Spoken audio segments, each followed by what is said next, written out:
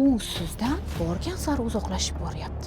Siz unga yozasiz. Siz undan so'rayverasiz. Qachon kelasiz? Qayerdasiz? Nimaga mendan xabar olmadingiz? Sizni tinchlantiruvchi o'sha e'tibori, o'sha mehri ololmaganingizdan keyin siz uni ketini poylashga o'tasiz. Gadjetlarini tekshirasiz, telefonlarini tekshirasiz. Sizga yetishishga imkoniyat bo'lsa, sizga ha deganda ha deb tursangiz, avval ko'p sizdan xabar olib, siz bilan ko'p vaqt o'tkazib, hozirda esa sal bu narsalar kamaygan bo'lsa, bu endi oldidan olishadi yoki bartaraf qilishadi. O'sha oilasiga hattoki 3-saf aralashib kelayotganida ham isterika qilish, voydod bermayapsan, menga mehr bermayapsan desh, o'zingizni to'g'ri tutishni bilmaysiz. Undan battar ko'p xatolarni qilishni boshlaysiz. Lekin siz o'zingizni ketingizdan bu harakatlarni qilayotganingizni sezmay qolayotgan bo'lishingiz mumkin.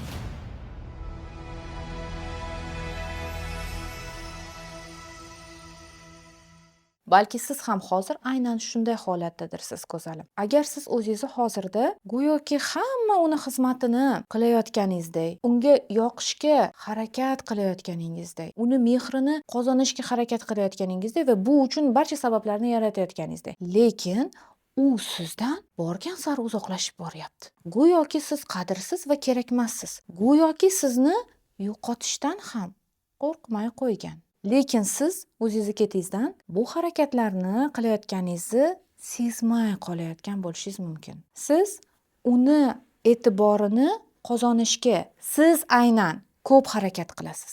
Siz unga ko'p qo'ng'iroq qilasiz, siz unga ko'p yozasiz, xabarlar yozasiz, SMS, Telegramda yozasiz. Uni sizdan xabar olishini istab, uni sizni ko'nglingizni so'rashini istab, siz unga yozasiz. Siz undan so'rayverasiz. Qachon kelasiz? Qayerdasiz? Nimaga mendan xabar olmadingiz? Nimaga hech so'ramaysiz? Nimaga hech telefon qilmaysiz? O'zingizdan kelib chiqib, nimaga hech u yog'i уже dальше ketdi. Premium versiya. Nimaga syurprizlar qilmaysiz? Nimaga men xohlaganim narsalarimni o'zingiz bilib olib kelmaysiz? Nimaga hamma narsani men aytishim kerak? Qachon o'zingiz bilib qilishni boshlaysiz? Qachon o'zingiz vaqtli kelishni boshlaysiz? Va hokazo va hokazo. Va u bilan bog'lanishdan tashqari kun davomida dardi hayolingiz, ya'ni o'y fikrlaringiz ham u haqida, erkagingiz haqida. Qayerda, kim bilan, nima qilib yuribdi? Xiyonat qilmayaptimikin? Hech kimga gapirmayaptimikin? Hech kimga qaramayaptimikin? Va uni gadjetlarini tekshirishni boshlaysiz. Va bular orqali o'zingizni doim xavotirlikda his qilasiz. Ya'ni bu narsa fonovая тревожность deb nomlanadi. Va bu xavotirligingizni bosish uchun undan yetarlicha sizni tinchlantiradigan javoblar ola olmaganingizdan keyin, sizni tinchlantiruvchi o'sha e'tibori, o'sha mehri ola olmaganingizdan keyin siz uni ketini poylashga o'tasiz. Gadjetlarini tekshirasiz, telefonlarini tekshirasiz. Ba'zi go'zallarimiz уже dальше o'tib ketadi. GPS va hokazo bir narsalar o'rnatish, uni yaxshilab bir maromiga yetkazib ketini poylashga o'tib ketishadi. Va shular orqali siz go'yoki uni yoningizda ushlab qolayotganingizday o'zingizni his qilishingiz mumkin. Lekin aksincha, siz qachonki ko'p bo'lsangiz, siz qachonki любой vaqtda dostupniy, ya'ni sizga yetishishga imkoniyat bo'lsa, sizga ha deganda ha deb tursangiz, manaman deb, mana shu yerdaman deb turganingizda sizga qiziqish so'nib boradi. Buni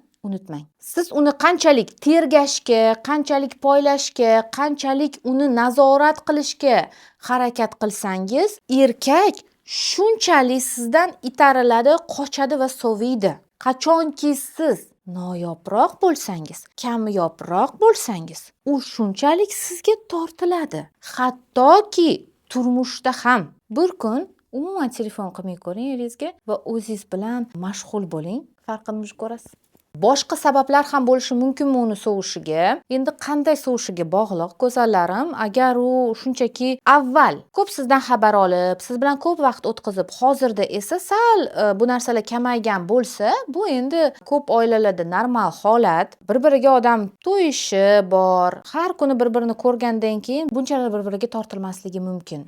Plyus. Yana shunaqa holatda bo'ladi. Bizada oilalarda ko'p tashqaridan, ya'ni uchinchi shaxslarning aralashuvi, xususan bu ko'p hollarda qarindoshlar bo'ladi. Qarindoshlarning aralashuvi ham munosabatlarni juda ko'p hollarda biz mana tajribamizga asoslangan holda necha mingtalab oilalar bilan ishlaymiz shu faoliyatimizda va shuni ko'ryapmizki, juda ko'p oilalarda juftliklarni, ya'ni er-xotinni bir-biridan sovishiga mana shu qarindoshlar, qanaqadir konfliktlar, ihvolar ko'p sabab bo'lib qolmoqda. Buni yechimi bormi? Buni ham yechimi bor. Va ko'p hollarda siz to'g'ri bilimni to'g'ri joyda qo'llaganingizda, hattoki o'sha sizni oilangizga suqilib, eringiz bilan munosabatlaringizni hozirgi kunda sovuqlashtirib yuborayotgan qarindoshlar aralashgan vaziyatlarda ham siz o'zingiz yechim qila olasiz. Allohning izni bilan albatta. Ya'ni oddiy qilib aytadigan bo'lsak, hattoki oilangizga boshqa uchinchi shaxs kelib aralashib, munosabatlarni buzishga harakat qilayotgan bo'lsa ham, siz to'g'ri bilimni qo'llash orqali ko'p hollarda 100% demaylik, lekin juda ko'p hollarda, chunki meni tajribamda juda ko'p o'quvchilarimda aynan shunaqa zo'r natijalar bo'ladi. Ya'ni rostdan ham oldini olishadi yoki bartaraf qilishadi. O'sha oilasiga hattoki uchinchi shaxs aralashib kelayotganida ham turmush o'rtog'i bilan munosabatlarini chiroyli rivojlanib ketishiga sabab qila olishadi. Chunki buni o'zini sirli texnikalari bor. Qarang, konfetchka. Eringiz уже uzoqlashib, suvib bo'ldi. Siz vроде hammasini normalniy yaxshi qilyapsiz, zo'r ayolsiz, lekin u priduruk uzoqlashyapti-da. Tushunmayapsizmi, uzoqlashyapti va shu joyda ko'p ayollarning qiladigan eng katta xatolari bu uni uzoqlashib sizdan bezib turgan erkakni добивать qilish. Ya'ni janjallar ko'tarish, isterika qilish, voydod bermayapsan, menga mehr bermayapsan desh. Birinchi navbatda, ikkinchi navbatda uni ketini yaxshiroq kovlash, o'sha hamma gadjetlarini kovlash, ketini poylash va ko'p hollarda mana shunaqa bezib turganida juda ko'pchilik ayollarimiz afsuski erkaklarini xiyonatda ushlashadi. Siz уже sinasiz xiyonatni ko'rganingizdan keyin, bilganingizdan keyin va uni ustiga shuni ustida janjal qilib, to'g'ri ultimatum qo'yishni bilmaysiz, o'zingizni to'g'ri tutishni bilmaysiz, undan battar ko'p xatolarni qilishni boshlaysiz, uydagilariga chaqib berasiz uni, yana ham katta janjal bo'ladi, bemaqsad ketasiz u bemaqsad qaytasiz yana eringiz oldiga va bu orqali yana ham qadringizni tushirib yorasiz. Yana bitta xatoyingiz esa yalinib, yolvorib, uni mehrini, e'tiborini yana ham kuchliroq qozonishga harakat qilish. Yalinib, yolvorib o'sha mehrini va e'tiborini so'rab olish, yig'lab so'rash, yalinib so'rash, muhtoj bo'lish. Bitta narsani biling, siz qanchalik muhtoj bo'lsangiz, o'sha narsaga, o'sha muhtoj bo'lgan narsangiz, u e'tibor bo'lsin, mehr bo'lsin, любой narsa bo'lsin, yana ham qimmatliroq bo'laveradi va sizga berilishi qiyinroq bo'ladi. Erkagingiz buni anglab, ataylab sizni jazolash uchun qilmasligi mumkin. O'zi anglamagan holda o'zini zo'r deb his qiladi. Siz esa qiziqmas bo'lib qolasiz unga. Chunki siz doim shetdasiz, doim yondasiz, doim tayyorsiz. Ya'ni bu orqali yana ham qadringiz tushib ketaveradi. Shuning uchun bu xatolardan iltimos to'xtaling. Qilmang bu harakatlarni. Aslo qilmang. Nima qilish kerak? Okey, endi tilla savolga keldik. Nima qilishimiz kerak? Mana shunaqa holat yuzaga kelgan bo'lsa. Mayli konfetchka, hozir biz o'zi erkak shunaqa o'zini tutish kerakmi yoki yo'q? Bu haqida suhbatlashmaymiz. Sababi befoyda. Ha, balki erkagingiz umuman hissiy ulg'aymagan bo'lishi mumkin. Ha, sizni rostdan ham tilla ayolini qadriga yetmayotgan juda ham aqlli emas inson bo'lishi mumkin. Okey. Lekin siz uni tanlayapsiz va siz u bilan yashashda davom etyapsiz va uni mehriga muhtoj bo'lyapsiz. Shuning uchun bundan kelib chiqqan holda men sizga siz nima yechim qilishingiz mumkinligini aytaman xolos. Istasangiz foydalanasiz, istamasangiz yo'q. Okey, konfetchki. U uzoqlashdi, sovuqlashdi.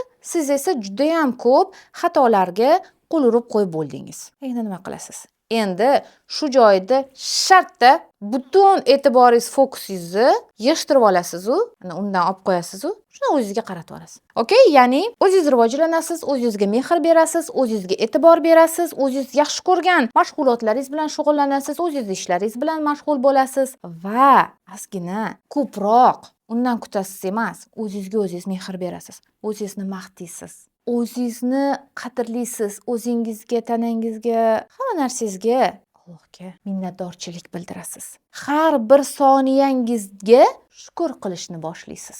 Har bir soniyangizda v momenti, ya'ni shu joyda bo'lishni va his qilishni boshlaysiz. Hobbingiz bo'lmasa, hobbi topasiz. Oddiy uy ishlarini ham mazza qilib, his qilib bajarishni boshlaysiz. Bu orqali kitob o'qishni boshlang. Umuman ahamiyati yo'q. Bitta yangi harf o'rganing. Farzandingizga bitta yangi harf o'rgating. Mana shu yerga foydali yo'nalishlarga fokusingizni qaratganingizda, siz undan uni bo'g'ib tashlayotgan e'tiboringizni olib tashlaysiz. Va endi avtomatik, ayniqsa siz o'sha bo'g'ib tashlaydigan e'tiboringizga o'rganib qolgan, bu e'tiborda cho'milib yurishni o'rganib qolgan erkak bu e'tiborni endi izlashni boshlaydi. Sizni e'tiboringiz o'sha o'zingizda. Ha, go'zallarim, sizni zerikarli bo'lmasligingizni, sizni sevimli, qadrli bo'lishingizni bitta va eng katta, eng muhim omili bu siz o'zingiz bilan mashg'ul bo'lishingiz, o'zingizni ustingizda, unga yoqish uchun emas, shunchaki ishlashingiz, Allohning roziligi uchun ishlashingiz, ustingizda o'zingizni rivojlantirishingiz, o'sishingiz va o'zingiz mehr berib, o'zingizni sevib, qadrlashingiz. Tabiiyki, o'ziga qisaganda hojatga vaqt ajrata olmaydigan ayolni kim sevadi? Shuning uchun go'zallarim, qachonki siz o'z ustingizda doimiy ishlaganingizda mehr, e'tiboringizni asosan Shahid ekan, sizga gul berishga. Man Sizga. rahmat.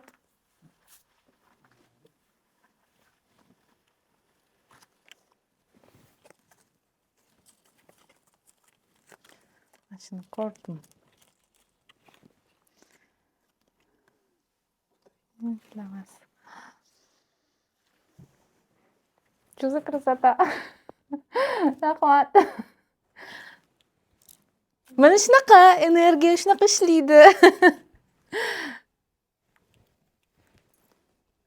Konsertchiki mana o'zini ustida ishlash haqida, energiyalarni, e'tiboringlarni o'zingizga qaratish va shu orqali doim qadrli bo'la olishinglar haqida, noyob taklif bo'lishinglar haqida men aytayotgan edim va rostdan ham uyushtirilmagan holda aynan shu syomkamiz vaqtida hozirda bizga dastavkadan gul kirib kelib qoldi. Juda ham chiroyli, baland chiroyli atirgullar.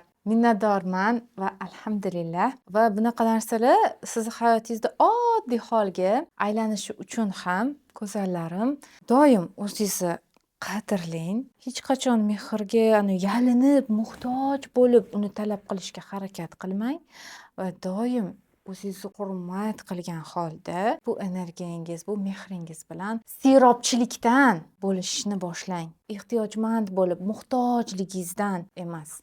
Mana shunda go'zallarim, sizda doim chiroyli munosabatlar bo'ladi va siz doim qadrli bo'lasiz. Kerakli va qadrli.